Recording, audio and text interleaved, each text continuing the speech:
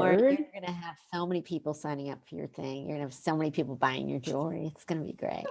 All right, so we are recording and we're going to wait till my cell phone strikes 12. Oh, it's 12. Everybody ready? Kinda. Showtime. Who really has to be ready. Here we go.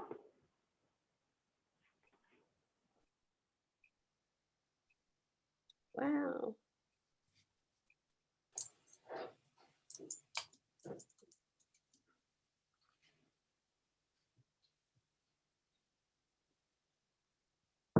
Hello. Welcome, everyone. Hello, everyone. Welcome. Welcome to the Ebell program. Today, we are going to Italy soon enough. We are just waiting. We have a very large group. My name is Meredith Dayton. I work at the Ebell of Los Angeles, so welcome. There's a lot of unfamiliar names here. So if you're a first timer, we're glad you're here. If you're a 25th timer, we're also glad you're here. So we're gonna start very soon. We're just gonna spend a few minutes admitting people. Just a few reminders, if you can stay on mute during the program, it helps with background noise, dogs barking, things like that. Also, if you have any questions, please put them in the chat. We will have time for Q&A after the initial program. We are also recording this program and it will be available to members on our website in a few days. So again, we're going to start in 1 or 2 minutes and we're glad you're here. Was there a question? How long the program is? It is, go ahead, Susan. About an hour. Yeah.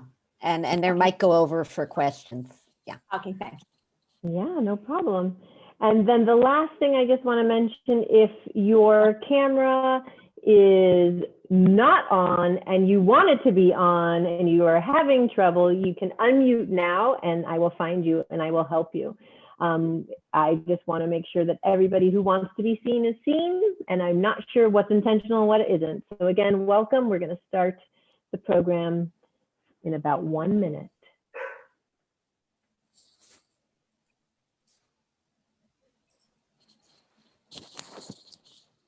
Hi, Susan. Ciao, Bella. Ciao, Bella. Ciao, Bella. I'm Mamma excited. mia. Our Aperol spritz. Fantastico. I got my Oh, great. Aperola. Are you in your So kitchen? good to see everybody. Of course, in the Hollywood kitchen. Where else? Okay. I haven't left. Tell me about it.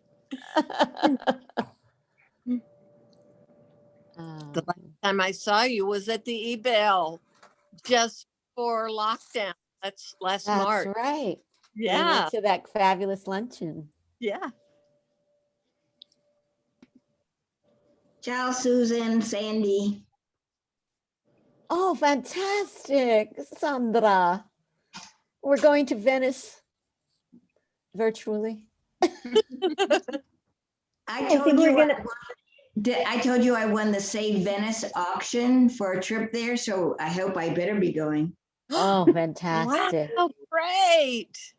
So we're going to begin. I'm just going to go over the notes one more time. Welcome. My name is Meredith Dayton. I'm with the Ebell of Los Angeles. Welcome to our program today. A few things. If you can remain on mute during the program, that would be very helpful for background noise. Any questions, please put them in the chat. We will go over Q&A after the initial program. This program is also being recorded and is available to members on the website in a few days. If you have any questions, let me know, and I am going to pass it over to Patty, our president. Thank you, Meredith. Hello, my name is Patty Lombard, and I'm honored to serve as the 64th president of the Ebell, a historic women's club founded 126 years ago as an educational and cultural organization by women for women. It will be nearly 1 year since the pandemic mandated the closure of our historic Wilshire Boulevard clubhouse, where we serve Los Angeles's diverse community of women by hosting events that inspire and empower women. Undaunted by the pandemic, our work has continued online with programs like this. I am virtually sitting in our wonderful library. We continue to award scholarships to students and provide grants to charities that help at-risk women and children in the Los Angeles community. I invite you to learn more about the Ebell. New members are always welcome. Our dues are very reasonable and you get access to all these wonderful programs, as well as being part of the Ebell community. Following the program, we're going to send you some more information so you can learn about us and perhaps join. But right now, it's my pleasure to invite my fellow board member and chair of our programs, Phyllis Hansen, to get us underway. Welcome, everyone.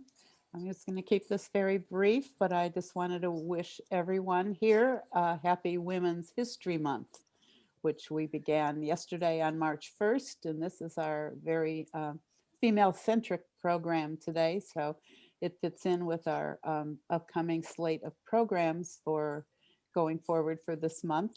As program director, I get very excited when we do these virtual field trips. And this is the first one, second one we have had to Italy this year, but I welcome all of our international people to help us celebrate women's history. And I welcome our member, Susan Van Allen, for helping us pull all this together. So I'm going to turn this over to the chair, who is Helene, who has helped pull all of this together. Okay, and I will see you as we wrap this up and have more information later when we do our little raffle. Okay, Helene. Hello, welcome. And I hope everyone is ready with their drinks because after all, it's 9 p.m. in Italy, so we might as well get on Italy time and drink. I am so excited to be chairing this because it's just going to be a wonderful program.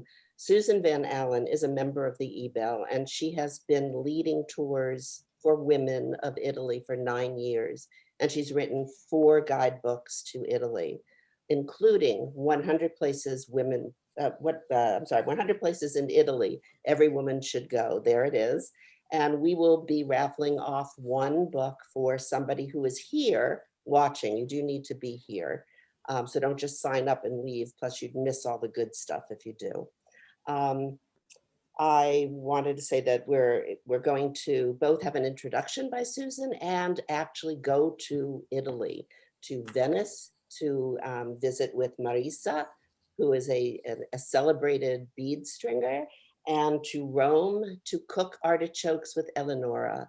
And I'm very excited. Also, please put your questions in the chat. We'll do them occasionally during the program and then get to most of them at the end. And now I'd like to introduce Susan Van Allen. Take us to Italy. Oh, ciao, buongiorno. What a thrill to be here. Grazie mille to all of you for coming and joining in on this joyful event. We could all use some Italian gioia in our life. I have my Aperol Spritz here, and I am so grateful to the Ebell for hosting this. And again, thank you all for spending this magic hour where we're going to talk about a question that has come to me. Why do women love Italy? So we'll start with why do I love Italy? I fell in love with Italy at a dining room table in Newark, New Jersey. It was my Nana and Papa's dining room. Here they are, Nana and Papa. They were from Molise and Potenza, and that dining room was the scene of the classic Italian-American Sunday dinners, with Nana bringing out the steaming bowls of pastas along with the zias and the aunts, and me sitting there with my half a tumbler of wine and water and toasting salute with the grown-ups, the hands flying through the air, the opera, the candlesticks. This was where I felt for the first time Italy's warm, abundant heart. And my grandfather would go back there in August to visit his sisters who still lived near Naples. And he would send back these postcards to me in the little Jersey Shore town of West Long Branch, New Jersey, of piazzas and statues. And he would come back in September with rosaries blessed by the Pope and these fabulous things from Florence. And when I was 7 years old, he brought me this necklace from Venice of glass and tiny little birds. And he told me about this place where palazzos floated on water and there were gondolas. And I said, I must go there. And I began to work towards it in high school. I worked for Avon, selling Avon, Dunkin' Donuts, babysitting, and I took a gap year so that in 1976, I arrived at Roma Termini with a pack on my back and a Let's Go Europe under my arm. And I got off the train, and it was the first time I saw the Colosseum, the first time I looked up at the Sistine Chapel, the first time I got my bottom pinched, and the first time I met my relatives who now lived outside of Rome. And they took me to their home and they sat me at their table and they served the pasta. And it was full circle. I had that same feeling of Italy's warm, delicious heart. And I kept going back, and I became that girlfriend with the lists. Oh, you're going to Italy. You must go to this chocolate shop in Florence. You must buy this paper in Venice. And that led me to write this book, 100 Places in Italy Every Woman Should Go, to put lots of my advice down, and also to ask the question, and now I'm going to share screen, say a little prayer for me. Why women love Italy? Because what was coming to me was I was hearing Italy feels like home from friends like Julie White and Debbie Williams, and women that didn't even have a drop of Italian blood in them. So I wanted to get to the answer of what is it about this country that just feels like as soon as we land, we're embraced. And my conclusion is women love Italy because Italy loves women. Oh, I am trying to move my PowerPoint and it worked so well. Oh, there we are. As soon as we land, we are embraced by this country that has been worshiping women since the earth was cooling. We see statues of goddesses, such as Venus, who is the most beloved of Italian goddesses, the goddess of love and beauty. And we see her in all these sexy poses, but it really is more about her sensual pleasures that she's beckoning us to enjoy, you know, taste the gelato, smell the parmigiana, feel the sun on your shoulders, look up, there's the Sistine Chapel, hear the church bells.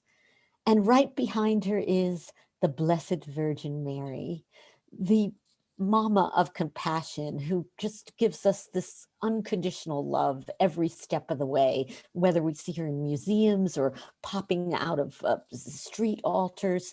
Her presence, both of their presence, is with us, this sensual pleasures and this abiding love. And I believe that the whole spectrum of the female psyche is adored here. And that is why we feel this special place of belonging. We are adored and appreciated in Bella Italia.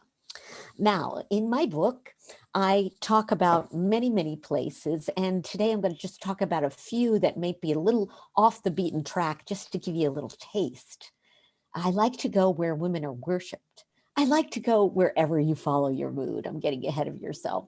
Nothing is on a bucket list or on a must-see list for me. If you feel like going to a restaurant, you go and eat something fabulous, that's what you do. You can go shopping, you can be all by yourself and just appreciate the landscapes.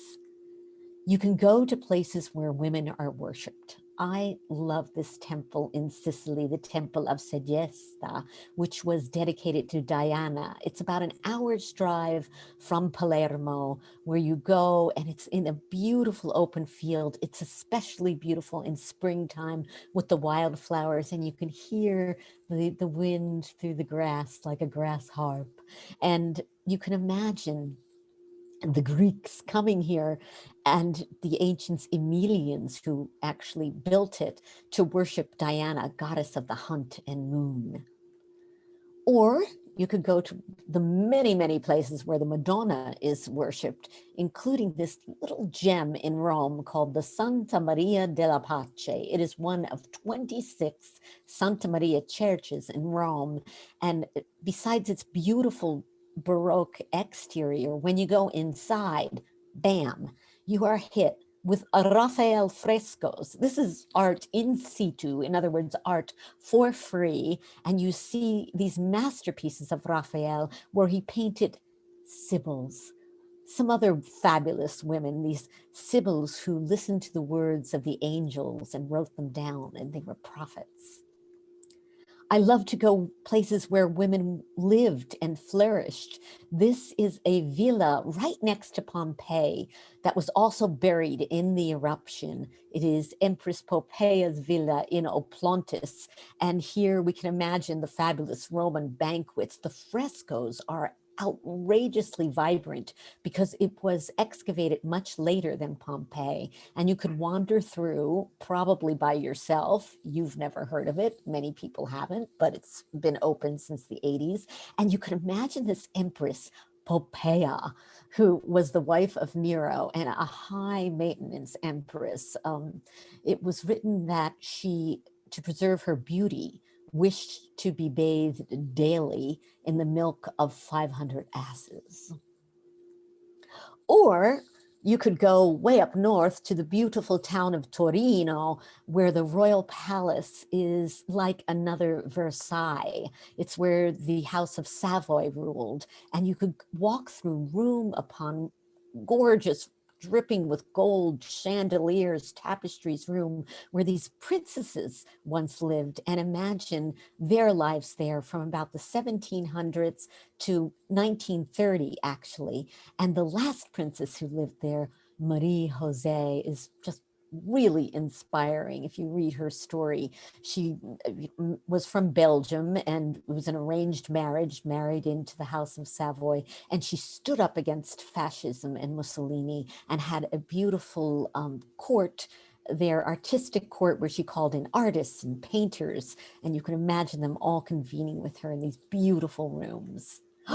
We love Italian gardens. So many of them are filled with fountains and sculpted hedges. And this one is really special in Western Tuscany. It is the tarot garden of a contemporary artist from France, Niki Sanfal, who created her dream garden here, using for inspiration the characters from the tarot deck.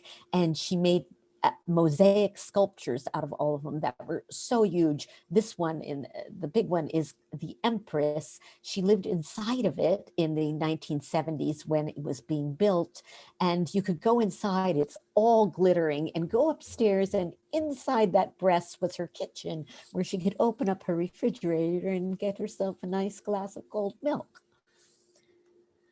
I love to go to spas in Italy. Spa, Solace per Aquam, it stands for, water for health. There are curative springs all over Italy, and this is the island of Ischia, next to Capri in the Bay of Naples, that has 300 thermal establishments. It was a volcanic island, and so it is full with these curative waters, and you go to take the waters, and you go, if you watched My Brilliant Friend, to imagine Elena and Lenu on the beaches here. It is a beautiful, beautiful spot, and you really should indulge yourself in the spa experience wherever you are in Italia.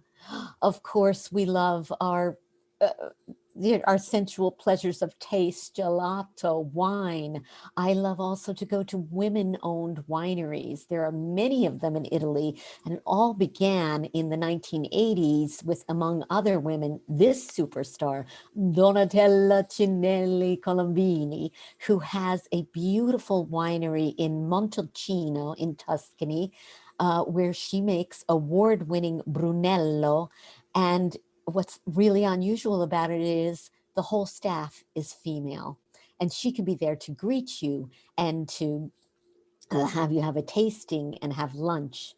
She started this organization called La Donna del Vino, the Women of Wine. Of course, we love to go shopping in Italia.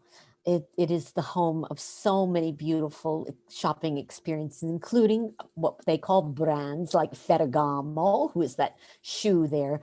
But I also we can't miss the fabulous tradition of Italian crafts, and such as ceramics or embroidery and lace, all these beautiful things that are made there that follow centuries old traditions.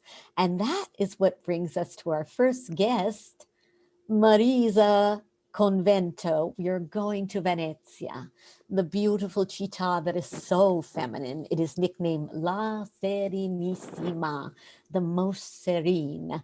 And Marisa Convento, who I've known for years, is an imperaresa, a bead stringer of Venice. And she follows the tradition of working with Venetian glass. Her work has been honored in Venice fashion shows. At the Carnival, she has embroidered the costume of the Magna Maria, the Queen Maria of the Carnival.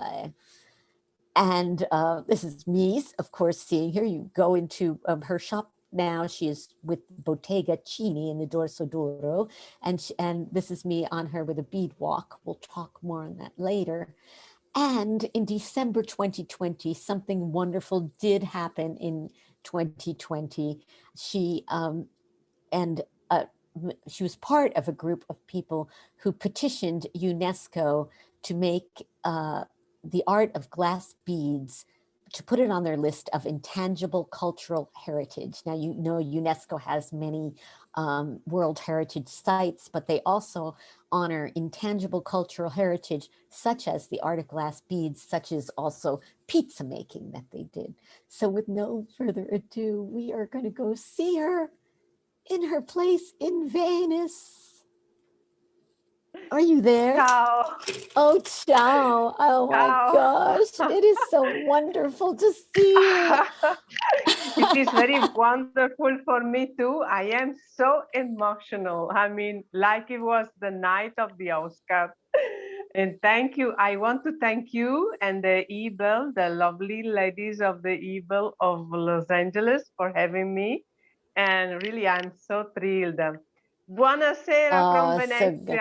Venezia. The last time, these are beads from my mother from Venice, and you strung them together last time because they had all Yes, I fallen did. apart. So beautiful.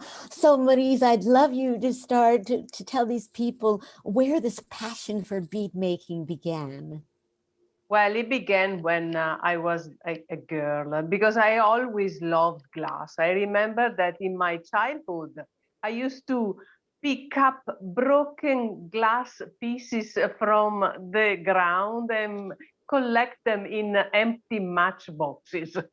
Oh, my father used to work for a gas company, the state gas company, and he used to go checking the supply of gas to the glass furnaces of Murano, and he always used to bring something back. So it's really a long time long story. And you were from outside of Venice, Marghera. I love that. Yes, that Marghera. means of Marghera is a place in the mainland that means literally the sea was there, Marghera. The sea was there. The sea was there because in the ancient time that was a swamp.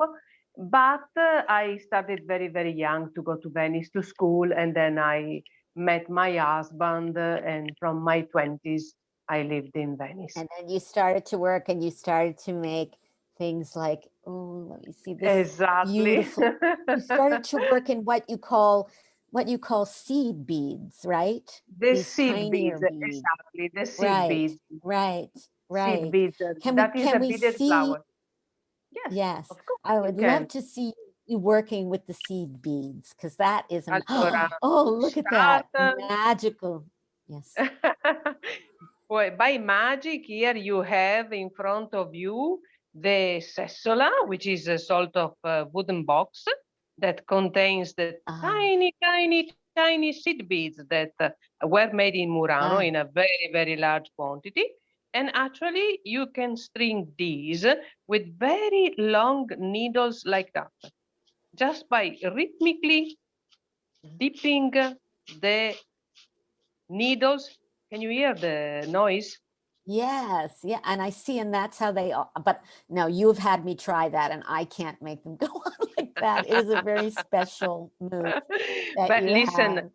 That is the, so. the actual purpose of stringing these beads is to obtain many strings, okay, that after were used for the trade in all different countries of the world.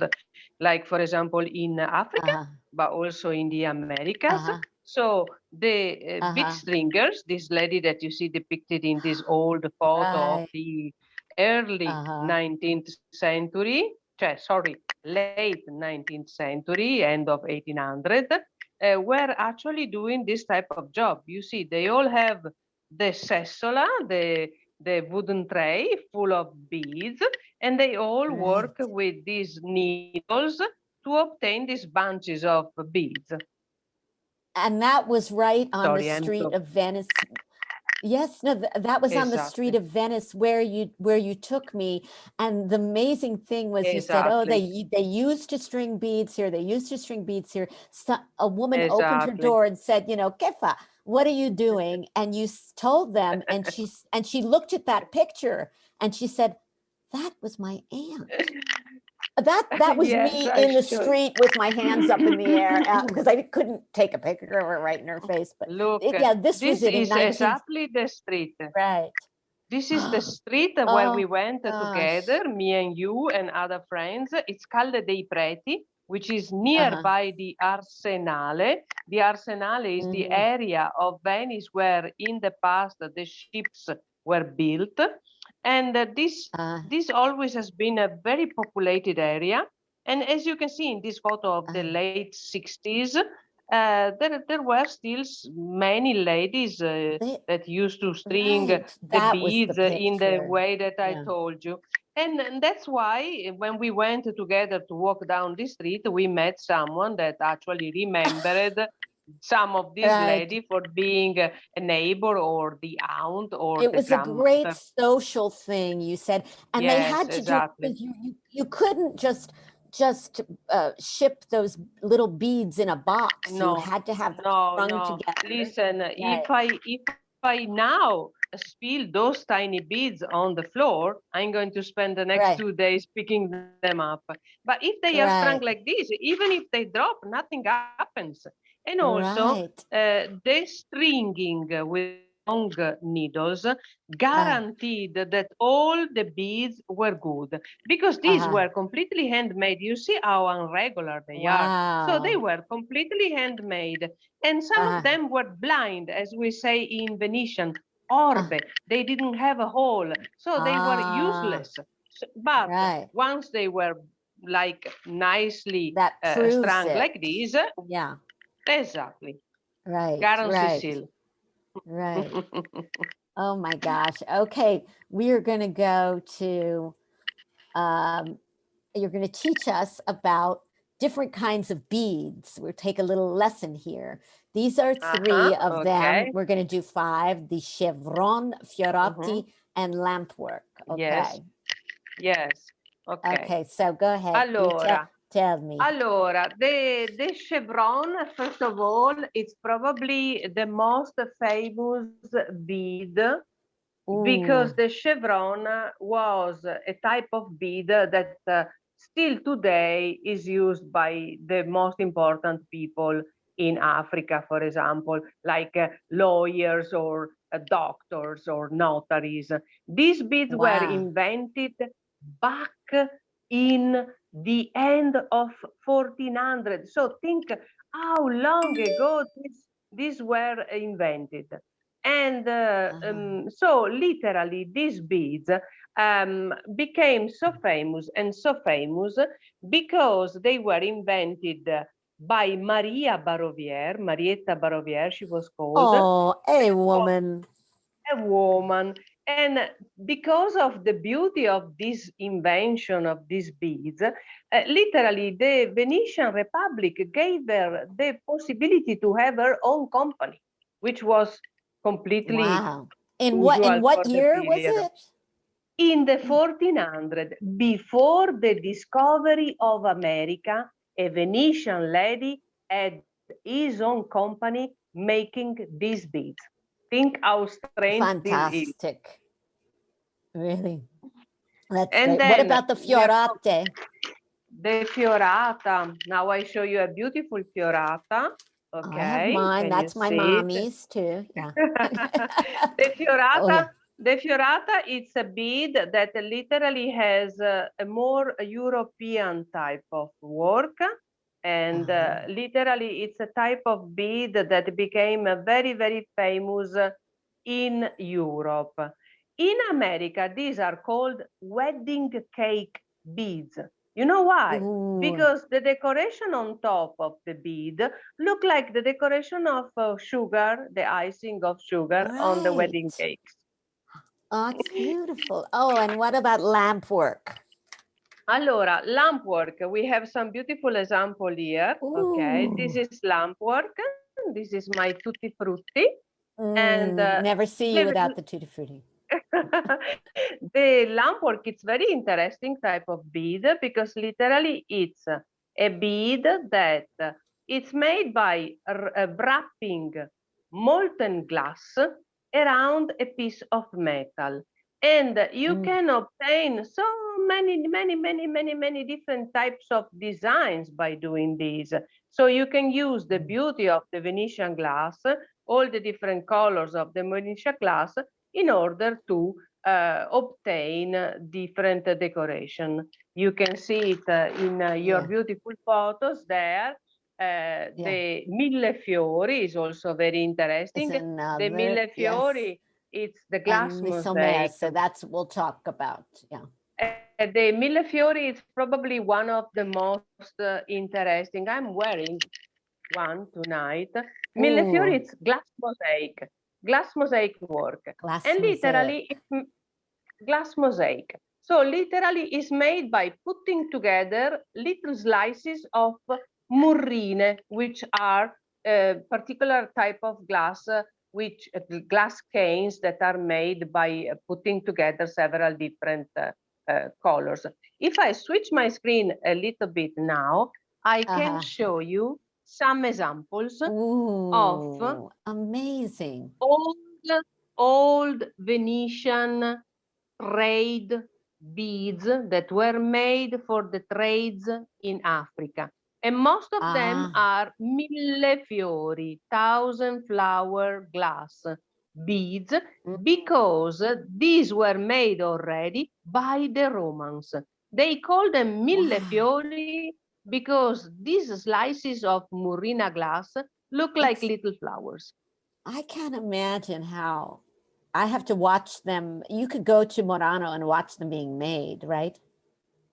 Actually, you can go to Murano and watch them being made, but also you can go to Venice because the Venetian glass beads are not only made in Murano. The Venetian glass beads are called Venetian glass beads because they're made all over Venice. It is not forbidden to make them elsewhere. So we call the Venetian glass beads because they are made by many different workshops specialized in different types of works. And you can buy them all over Venice. You just need to know where to go. Pretty lipstick, by the way. What about the Grazie. sommerse? Sommerse. Allora, la sommersa, it's a type of glass that actually has something inside. I am Inside, trying. submerged. So, Yeah. submerged. So it could be just simple pieces of avventurina, the glitters.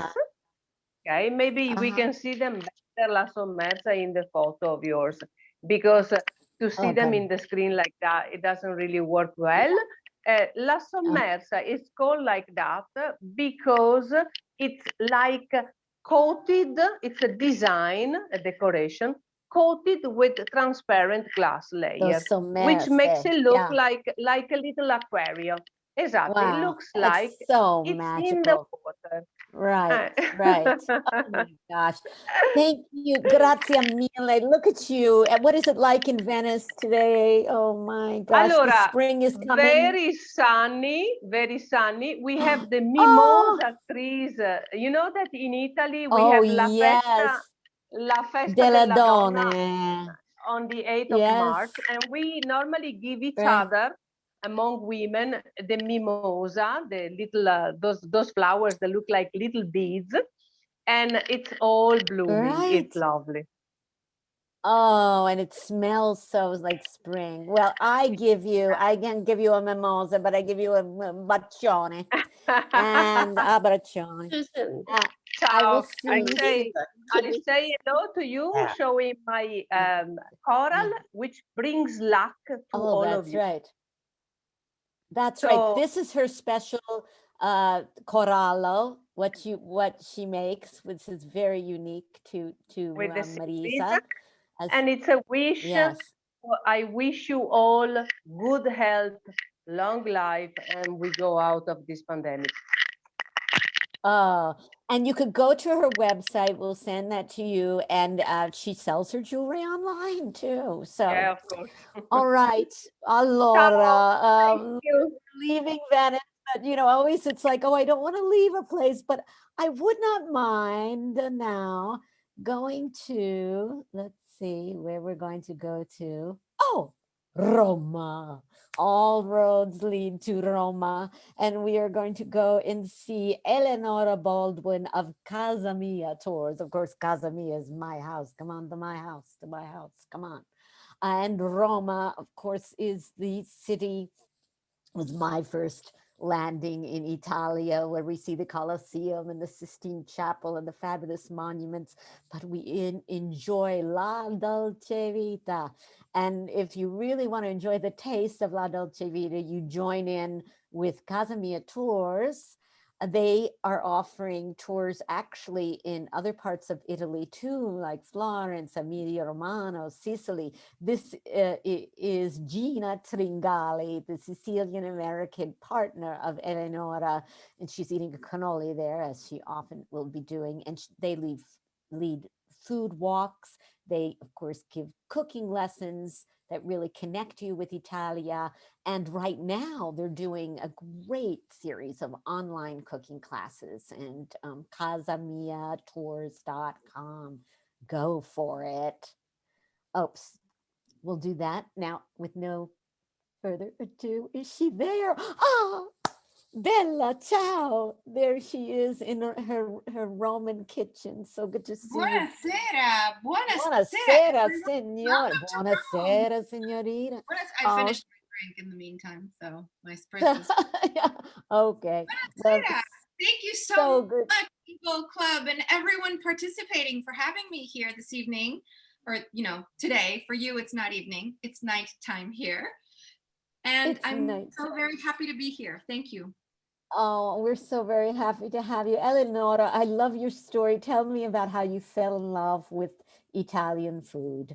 Well, I fell in love with Italian food because I was raised Italian. I was born in the States.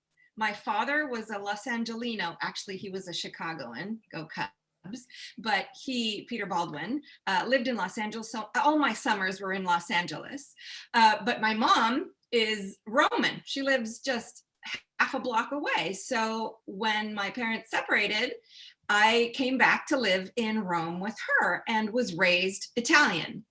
So that With meant the whole familia, I do have to interject. The familia of Eleonora's mama has a little bit of like Hollywood glitter, not a Let me little show bit, you a lot. Okay, show me the photo. Her nono is and it is a drum photo roll.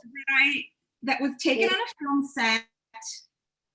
Okay, let me say who the nono. The nono was Vittorio De Sica, who is the director of The Bicycle Thief and on and on and on, you know, icon of Italian cinema. And who the little girl is you, and next to you is This is Sophia. Sophia Loren trying to get my hand out of my mouth. Yes. And Marcello, sorry, I'm pointing at the screen. Marcello Mastroianni, they were starring in a film together, directed by my grandfather, called the, I wonder what it was called in English. In Italian, it was the Girasoli. It was shot between Rome and Russia. Oh my God. So you grew up in this like Hollywood, Rome. Tell me about the tables. What tables? The tables, yeah, just, you know, Susan asked me, what is your fondest memory of growing up Italian around culinary influence? And I had to answer falling asleep at the restaurant as a kid. That was normal. First of all, kids are welcome in every kind of social, like restaurants. We don't have bars with stools. We have coffee bars, but kids are kind of welcome everywhere. And so my mom would take me along to dinner with, whether it was like a business dinner or if it was just with friends, and it would be late because we eat late in Rome, not as late as Spain. So round about this time, 9:30 p.m., we'd be at dinner and I would be falling asleep, and my dream, the best sensation, was after having eaten an incredible meal with friends and family at the table at the restaurant, I would just cross my arms and fall asleep at the table, and nobody batted an eye. Nobody complained. Sometimes the waiters would bring pillows. I would fall asleep with the sound of, like, you know, the cutlery and the glasses clinking, and it was just Smell. the soundtrack of, it was beautiful. It's a great memory, and I think I've never had better naps than at the restaurant. Oh my gosh. Well, speaking of, yep. Yeah, speaking of Roman restaurants, I always have to be a little patient here because it does happen, but it just takes a little while.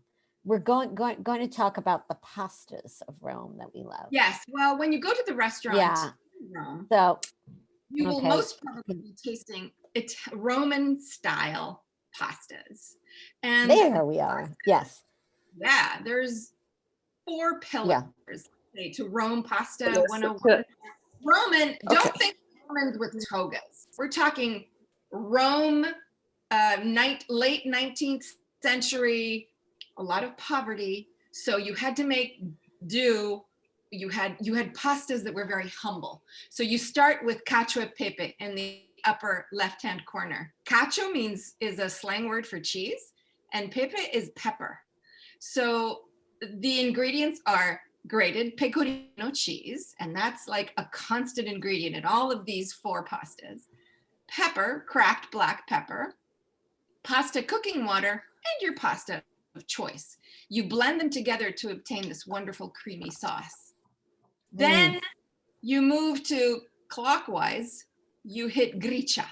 Gricia is the progenitor of many pastas, of many Roman specialties. Yes, cacio e pepe is amazing, I agree.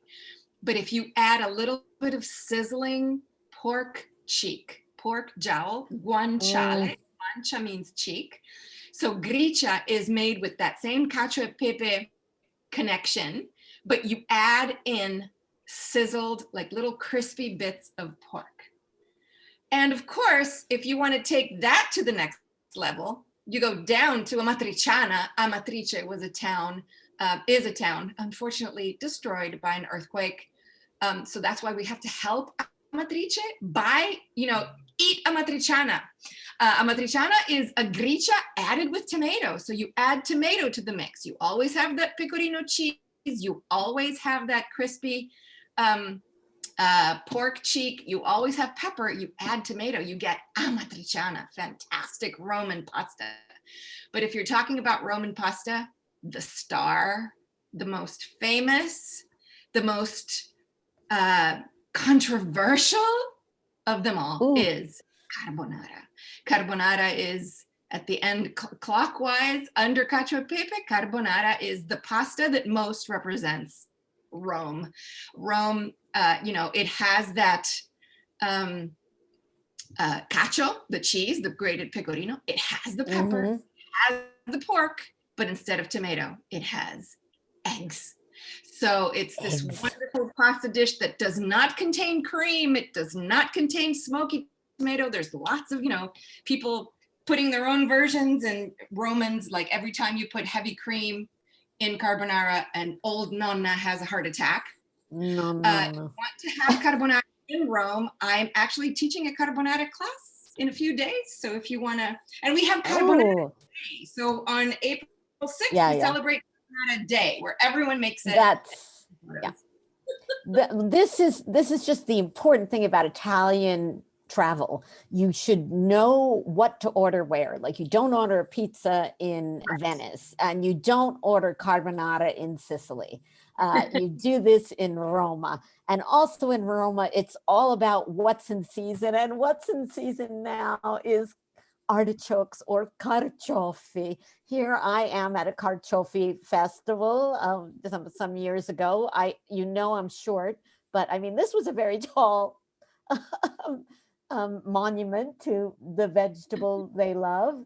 And next to it, of course, is the famous restaurant in the Jewish ghetto, because artichokes are especially revered in this neighborhood of Rome near the Campo dei Fiori, the former Jewish ghetto that for 300 years, from like the Renaissance until unification in 1800, was a place where a Jewish ghetto, but they developed cucina ebraico, a fantastic cuisine, and artichokes was a huge part of it. And here are the two kinds of artichokes. Eleanor, take it away.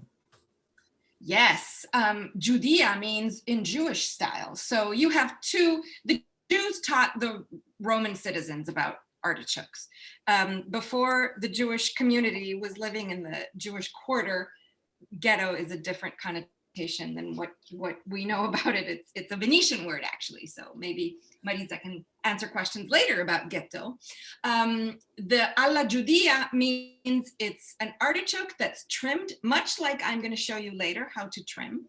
It is not breaded. It is not, there's no batter, nothing. It is twice fried.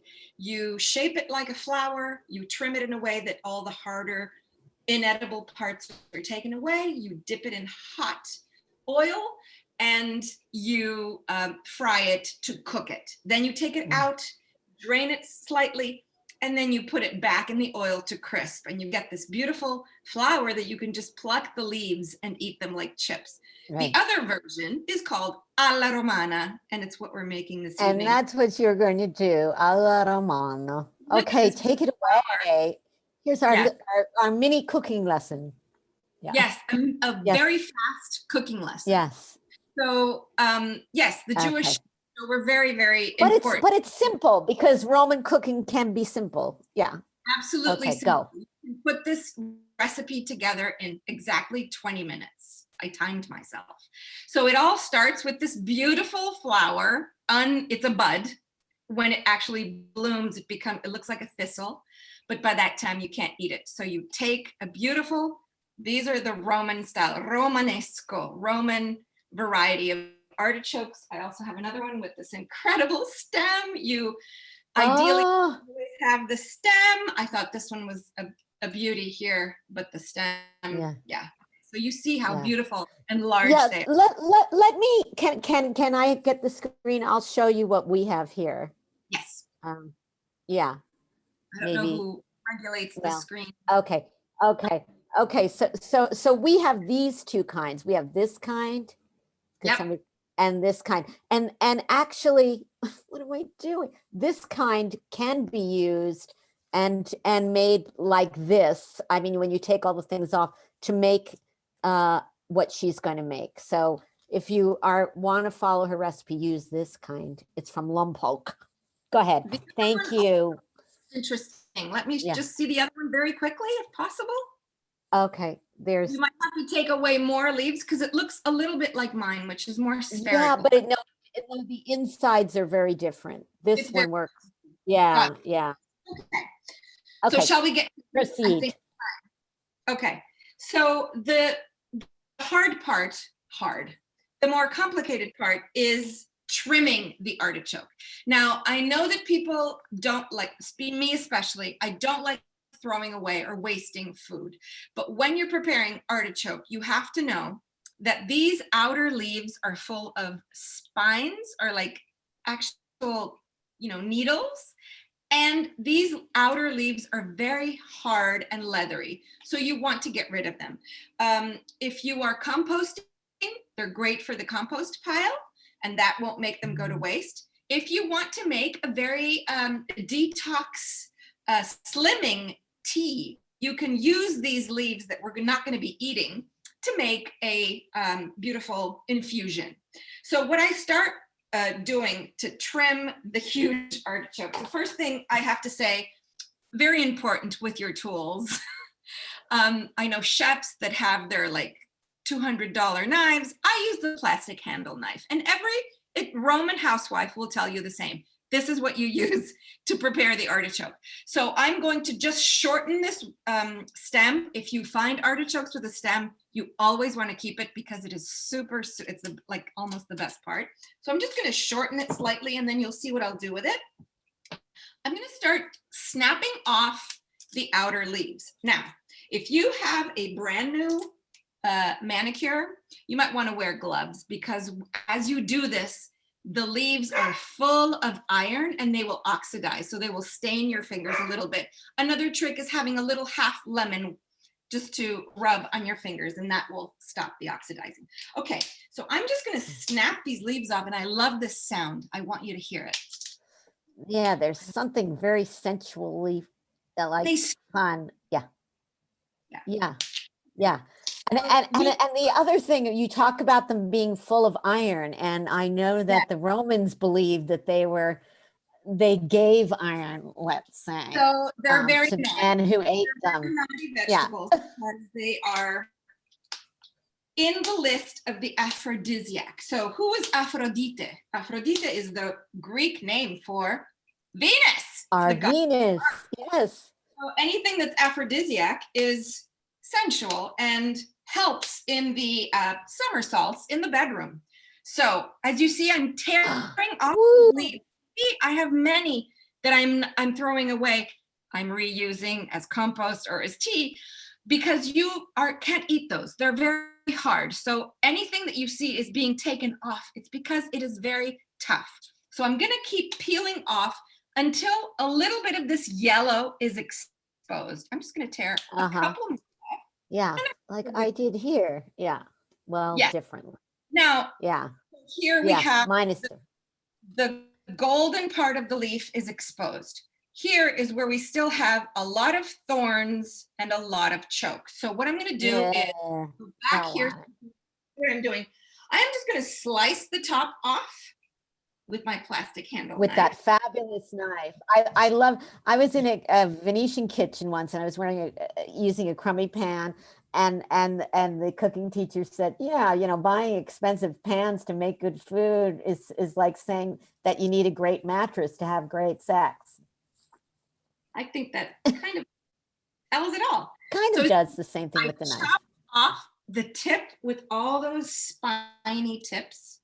And what I'm going to do now is, depending on the variety of artichoke, you might want to go in and kind of dig out those tips that close in here at the heart. I'm just going to go in with the tip of my knife and just take them away. Roughly tear out the tips that only have a few thorns.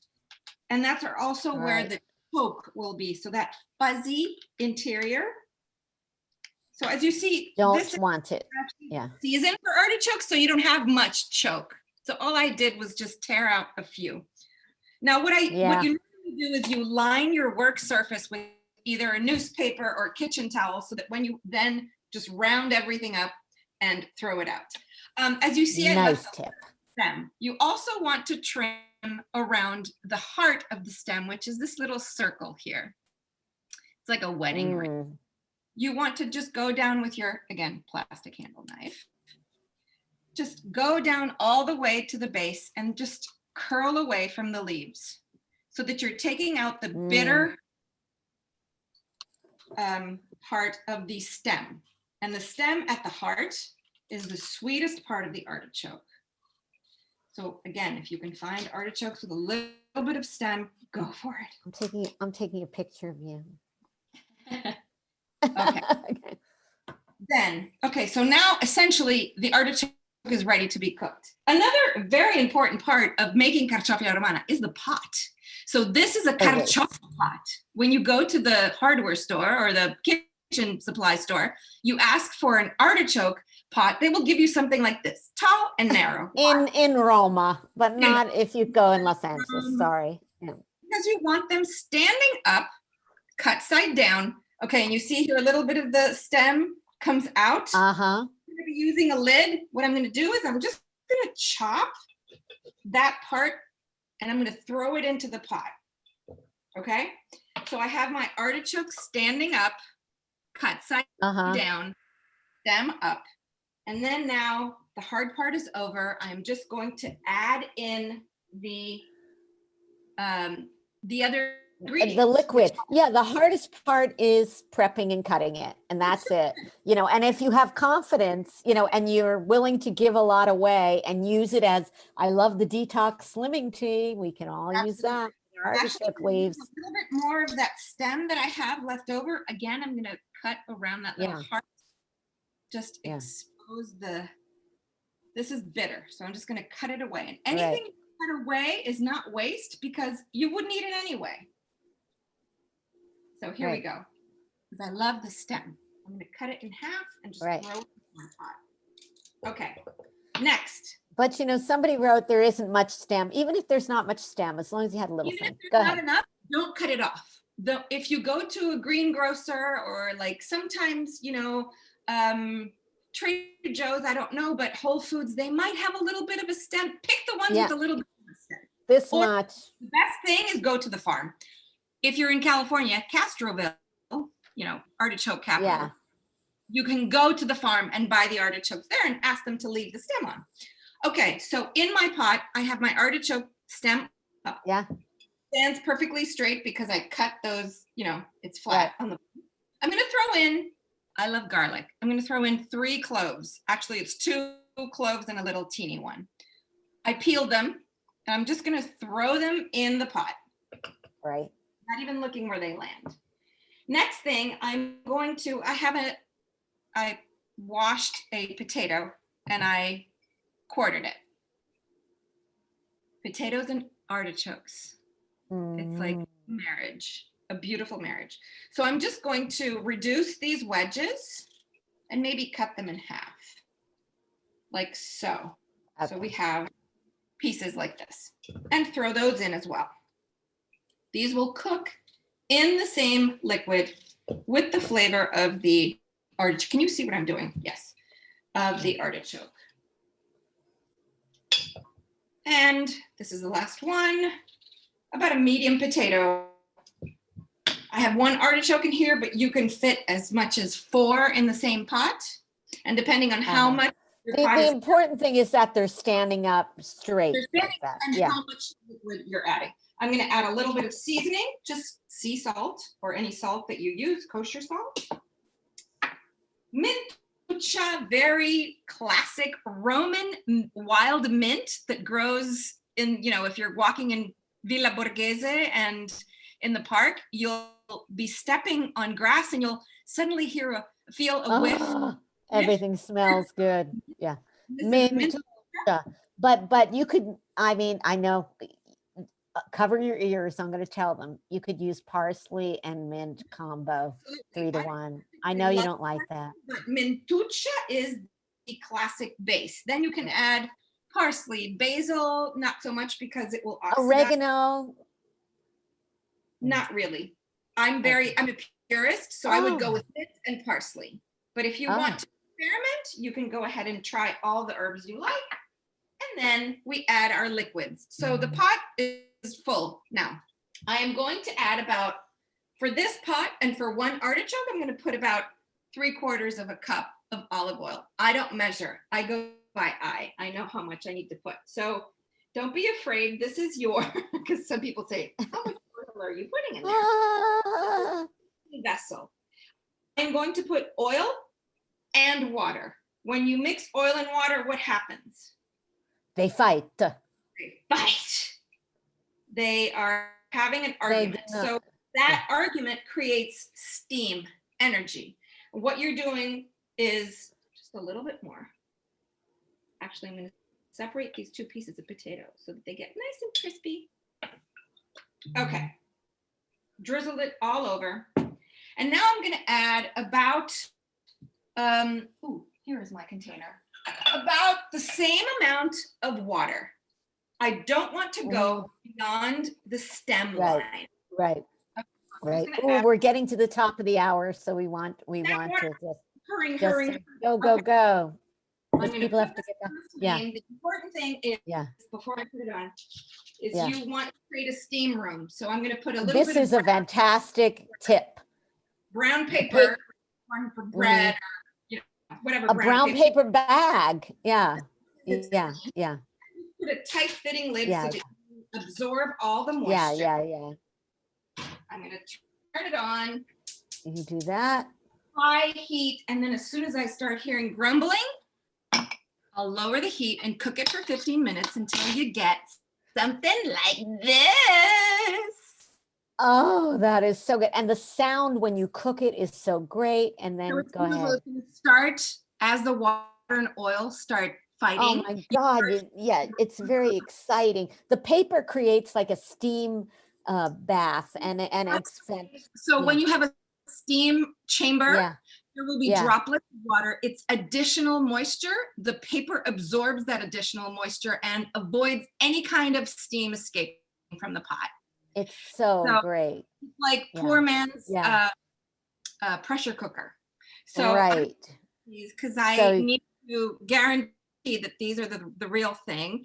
As you can see, they're fork tender. I can just cut them with my all hard leaves we got rid of. So that happens after about 15-20 minutes. I mean, I did it with I cut this part off and husband was really happy. Yeah.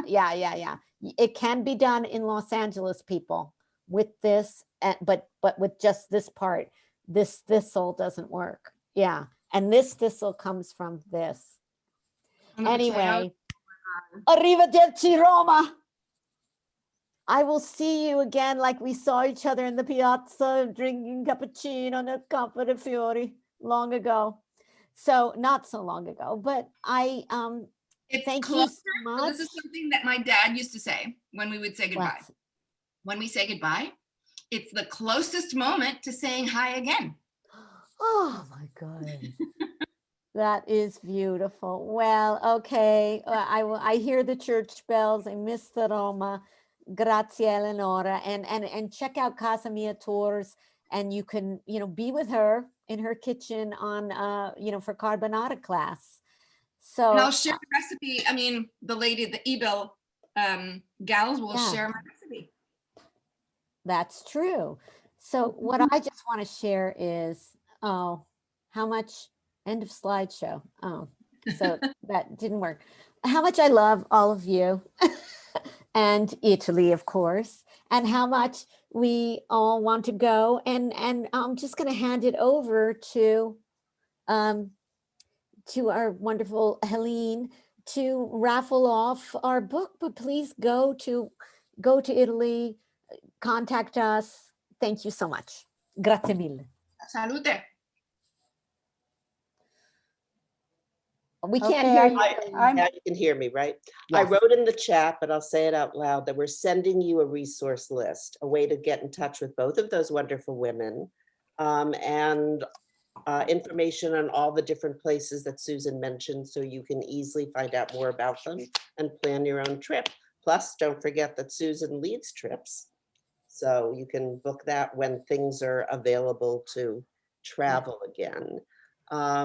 Helene, can I jump in here for a minute? Yes.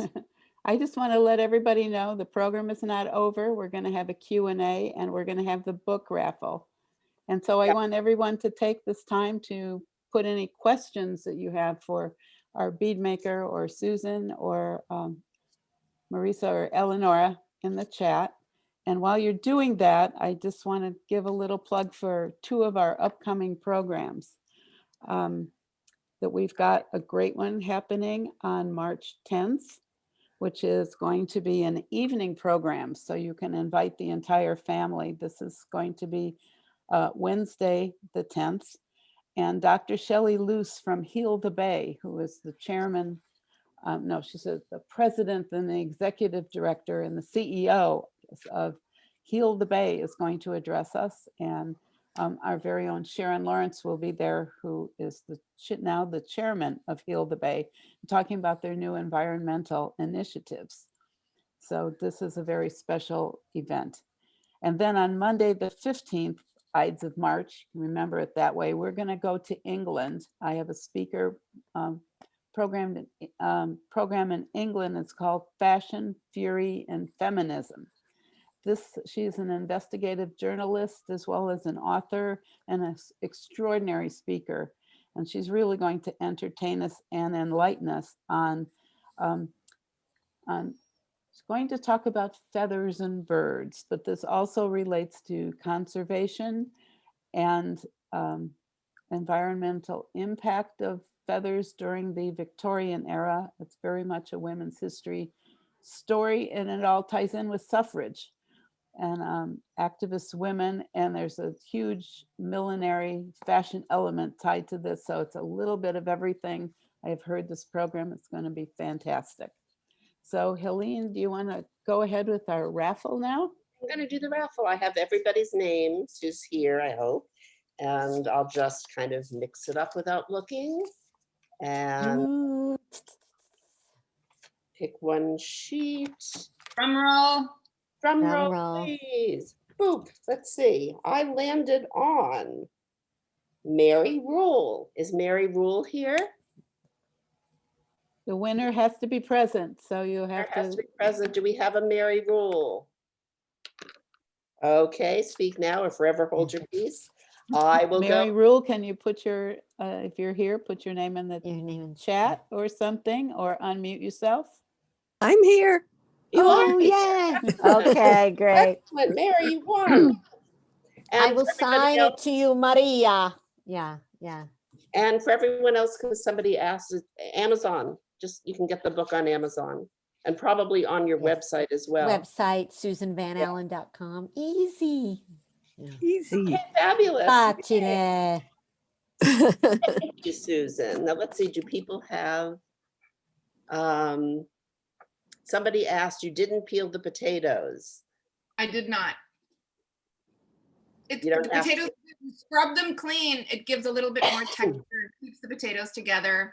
I never peel my vegetables. The vegetable peel or the skin is where most of the nutrients are. As long as you scrub it well, it's good.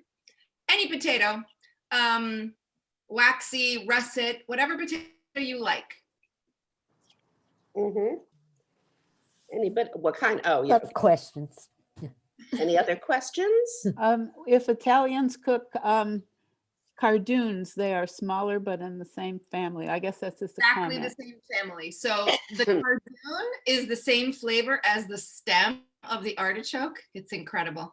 So you have to strip away all the filaments of the cardoon, and then you cut them in sections about this big, and you put them in the oven with parmigiano, grated cheese, and a little bit of butter, and you grill them. And delicious, delicious. Wow. And where can you buy the book? Amazon or on my, on, SusanVanAllen.com. Right. whoa. There was a question about the choke. So maybe you can explain again, Eleanor, about the choke. So in the middle of the artichoke, so They're making noise. here, inside the middle part of the artichoke, I could cut this one open to show you, actually. That's a good idea. We'll do that. With that crazy, yeah, I'm gonna do mine. Quarter these and fry these anyway. Why not? Look at this beautiful. I mean, I need a tattoo of this. Oh, that is. See, let me show. I'm gonna get a knife and show you mine. It's not that good. The spines here on this kind of pierced my hand, so I'm gonna take this away. That's why you want to get rid of these outer leaves, because they're tough. Let me put it in the sun, in the light. So these are all the outer leaves that we got rid of because they were too hard. It's not a perfect section. Hang on. Look at how this one goes, Eleanor. It goes all the way. So Yeah, it's so has different. A lot of choke. Mine has only little, and what I mean by choke is like a little peach fuzz. So you have to cut all the way down for this one. But then you have to scoop because you have to get rid of that. Scoop. You don't get much out of it, but the petals you get of the thistle, it will grow out of here. The harder leaves will fall off, and these will be the petals. But this is when you're eating it raw, or if you're like making a salad with artichokes, you really want to get rid of this choke because it is choky. So you go in with the tip of your knife, and it very easily falls right off. And in this case, my artichokes are starting to, oil and water are starting to fight. I can hear them. So I'm just going to lower the heat. I am making more. And while she's doing that, remember, Marisa will answer bead questions too. Alexa, are there bead questions? Beautiful. Bella. There's one more cooking question. Patty wanted to know what the secret is to the creamy sauce with cacio e pepe. The creamy sauce secret is pasta cooks in water and releases starch. So what you want to do is you want to cook your pasta, but not when you drain the pasta, don't throw away that water. So what I have is this is my pasta water mug. When I'm ready to drain the pasta, I just go in and scoop up pasta cooking water. It's full of starch and flavor, and it helps you to emulsify, so create, the cheese is fatty, and the water melts it. So you're melting that cheese again. And as you whisk it quickly, as you throw it, there's various methods of making cacio e pepe. My method is just quickly stirring that cheese and pepper mixture with some pasta cooking water to create that creamy texture. Because if you cook cheese and water, it will kind of congeal and become like,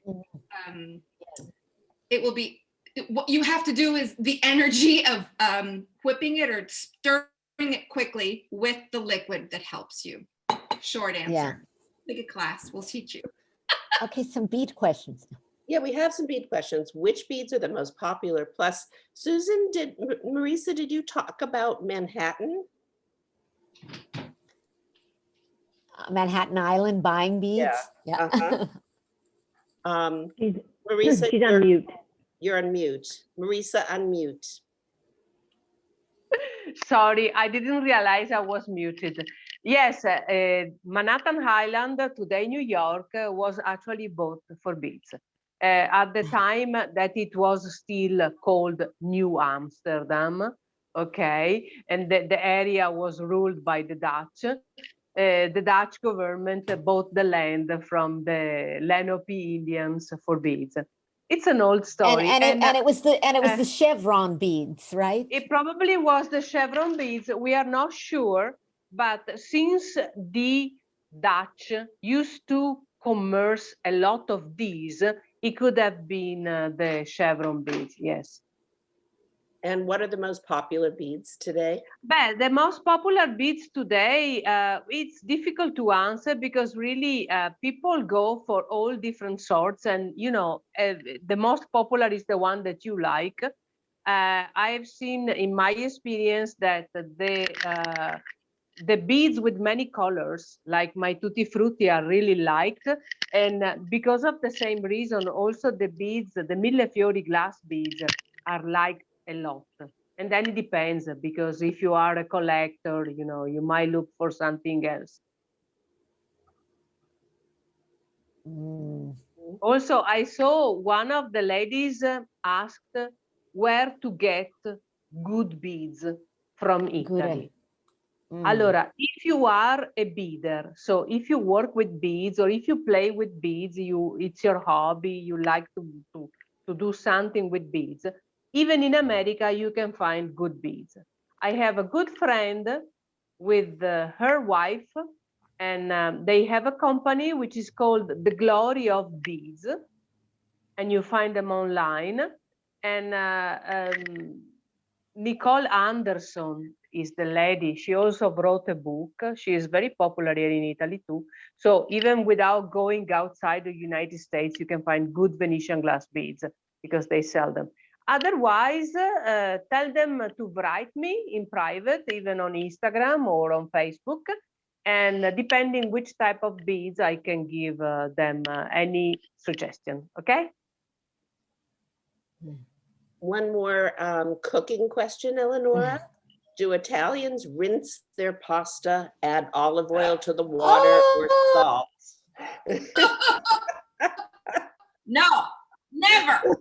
That starchy texture that cooks, you cook it for a long time. You cook it for the time that it says on the package. That helps the sauce stick. If you rinse away that stickiness, it's not going to work. If you put olive oil, same thing. The sauce is going to slip right off the noodles or whatever pasta you're using. Never rinse it. Also, when you rinse, you kind of block the cooking. It cools down the pasta. You don't want it cold. So no, a short answer, never. You do put salt in the pot though. You do put salt in the pot only when the pasta is boiling. You don't salt before, otherwise it evaporates. Yeah, and yeah. You can't really Yes, I love these questions about visiting Marisa, and now she's in a store called Bottega Cini. It's written in the PDF that you'll get.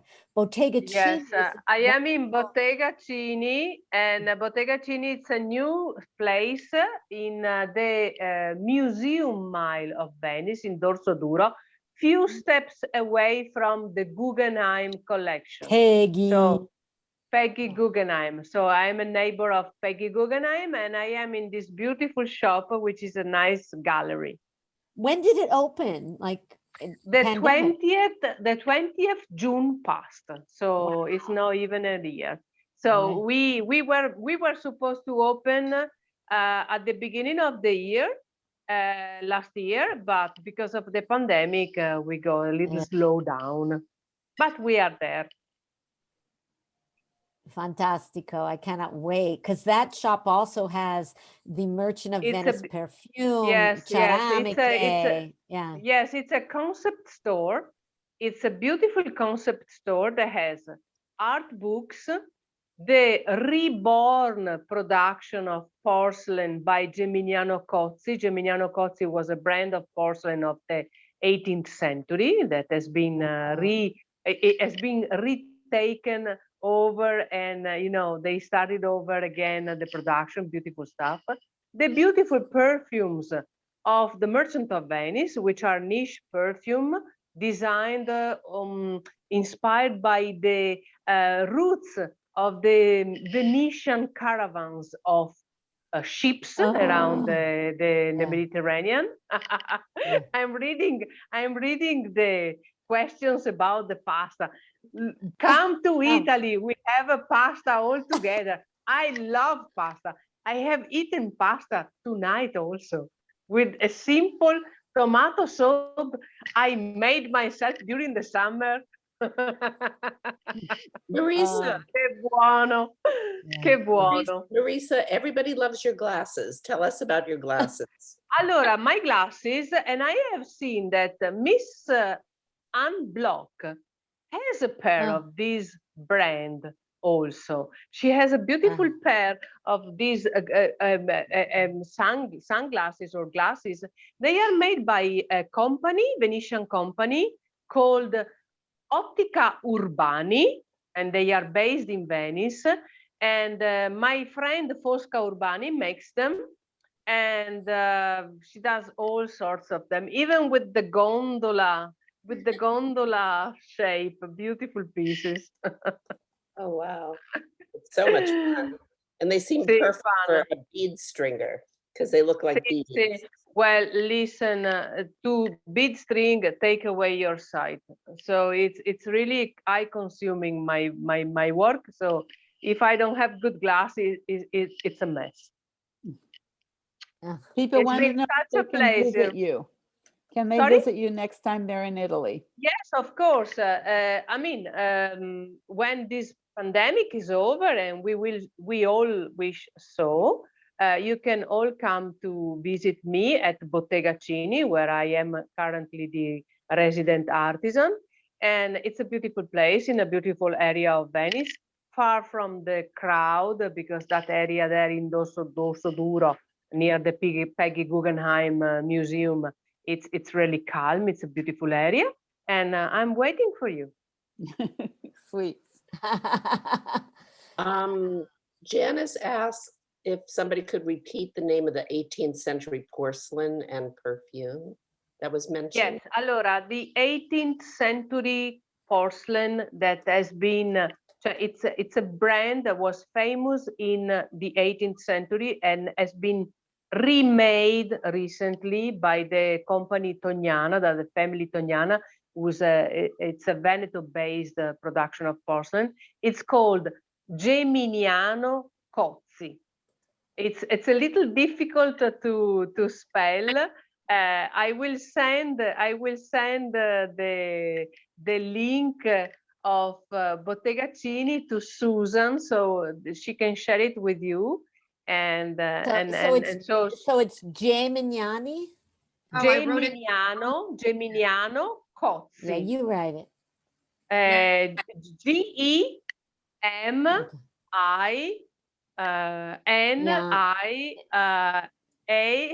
sì, Geminiano Cozzi, exactly. Thank you, because it's difficult for me to spell. Grazie mille, Eleonora. By the way, Eleonora, I am so hungry now. I could eat a cow. Really, I already dined, but I could eat a cow. I want those artichoke now. I want the cacio e pepe now. I want the cacio e pepe now. Yeah. Yes, please bring me a cacio e pepe now. When I come to visit you, I will cook for you. Sì, no, grazie, Eleonora. You cook for me, I string for you, promise. Oh my God. No, you have the best time when you're with these people. I mean, Marisa, not only like you get the beads, but she'll tell you about, and the same with Eleanor, you just meet and they tell you where the best coffee is, what the art exhibits are that are up to see, you know, what leather shop to go to, where to buy your shoes. You're taken care of if you are in contact with these women. And that's what it's all about. Is making these personal contacts. And I mean, I do it, but you can do it too. Ask questions. Yeah. Exactly. When you meet an artisan, and also Eleonora is an artisan, because whoever works with the hand, it's an artisan.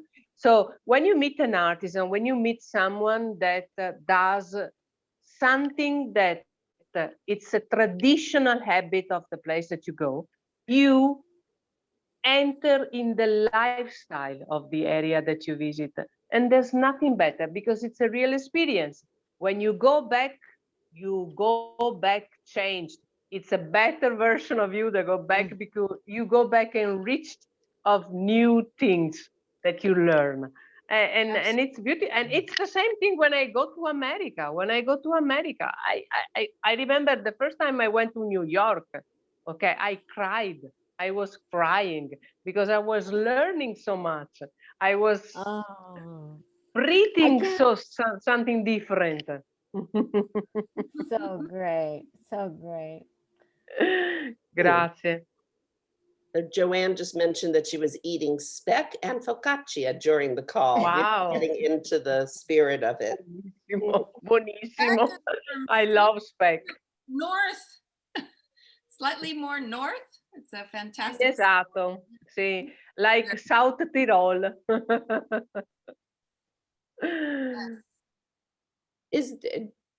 Is there a better place and a worse place for food in Italy? It seems like every place has their own wonderful specialty. The mistake you can make is what Susan mentioned earlier, is eating not regionally. So if you go to Venice and you expect to eat good pizza, you might, because now the cities are becoming more global, but stick to, so what grows together goes together. That's what we do when we do wine and cheese pairings with my company, but it's a rule, like stay local.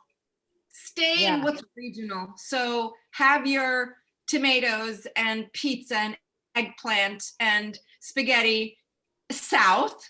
And as you go north, more butter-based risottos or polenta or things that are more northern. The coast. I was in a cab, you know, in Naples, you know, somebody was taking me to the train station and I said I was going to Como. He's like, you're not going to eat anything there. They don't eat. And of course, you know, it's the most fantastic place for risotto and it has beautiful food, but you know, they are so tied to their region that you can't get any good food anywhere else. I mean, I've heard that Italians, like if they travel in other places, they might take their own Parmigiano or something just because. Well, now you can find Parmigiano everywhere. Ed eccola qua, la signora degli occhiali. I've seen the lady with the spectacle, with the frame.